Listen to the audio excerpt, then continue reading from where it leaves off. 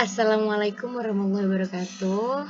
Nama saya Hania Maria, ingin menjelaskan tentang manajemen ruang lingkup dalam proyek.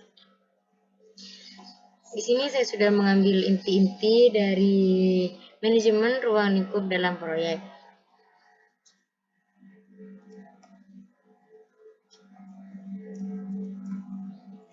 Definisi ruang lingkup proyek adalah acuan semua pekerjaan yang termasuk harus dikerjakan dalam rangka menghasilkan produk proyek, beserta proses-proses yang dilakukan untuk membuat produk yang dimaksud. Jadi di sini maksudnya adalah kita melaksanakan pekerjaan, menghasilkan sebuah produk atau proyek, harus memenuhi semua berproses, mengikuti proses-proses yang dilakukan untuk membuat produk yang dimaksud. Ruang lingkup atau batasan proyek mendefinisikan apa yang akan dikerjakan atau apa yang tidak akan dikerjakan dalam proyek. Proses pada manajemen ruang lingkup. Inisiasi, memulai proyek atau melanjutkan pada fase berikutnya. Jadi kita harus memulai proyek atau kita lanjut pada fase-fase berikutnya. Perencanaan ruang lingkup proyek. Mendefinisikan ruang lingkup proyek. Jadi kita harus mendefinisikan proyek apa yang akan kita buat dan manfaat dalam proyek itu. Verifikasi ruang lingkup proyek. Kita harus memverifikasi terlebih dahulu proyek yang akan kita buat. Kendali perubahan ruang lingkup proyek.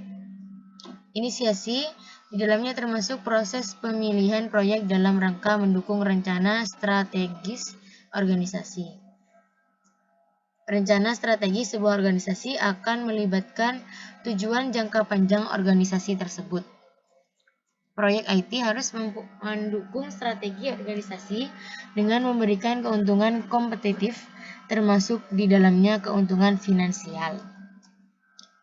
Identifikasi proyek potensial. Kebanyakan organisasi mengikuti proses perencanaan dalam memilih proyek.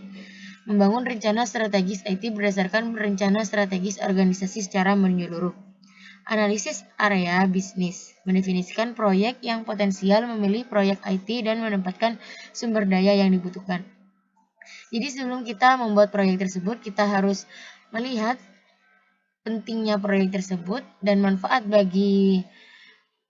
proyek itu untuk ruang lingkup di sekitar kita dan mendefinisikan proyek tersebut terlebih dahulu. Cukup sekian dari saya. Wassalamualaikum warahmatullahi wabarakatuh.